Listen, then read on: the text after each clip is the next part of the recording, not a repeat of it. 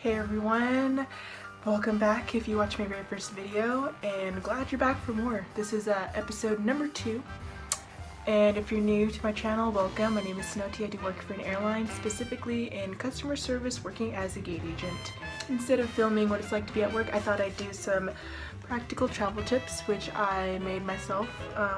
Some of them, actually. I was inspired watching all these people run frantically trying to make their flights, and others stop and look in confusion trying to figure out where they're going. So I thought about compiling a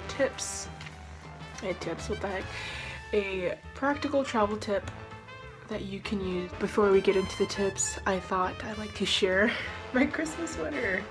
Feliz Navidad! It's got a little lamb in it. Okay, let's go into the tips now.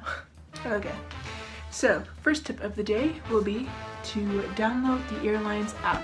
Why would I want to download my app? Why would I want to waste my space on my phone?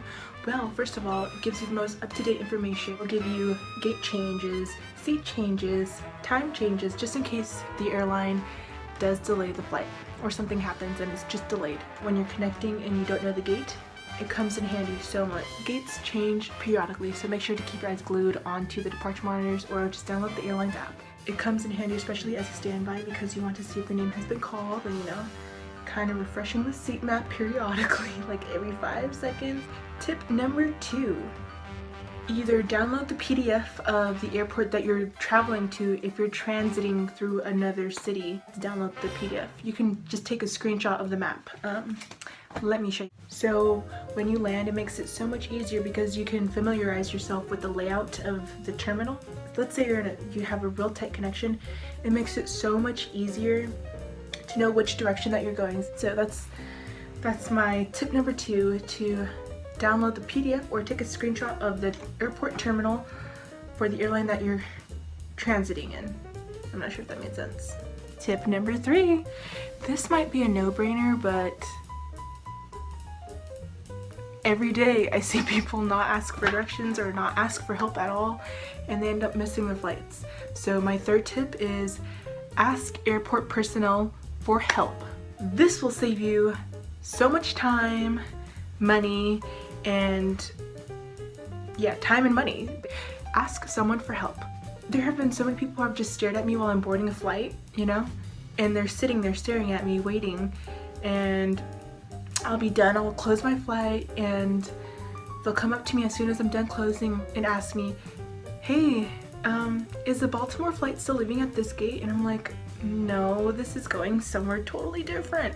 And they'd ask me what gate it is, and I tell them it's like, it changed a while ago. This is why you download the airline's app. And they end up missing their flight, and sometimes that can be the only non-stop flight, and sometimes it might be the only non-stop flight for the day, or you might have to wait many hours just to get on the next direct flight. So please make sure to ask for help if you don't know the gate. I mean, seriously, ask. And then this will serve as my last tip. This might not even be a tip. This is kind of a no-brainer for me, at least, because I love to eat, as you can see.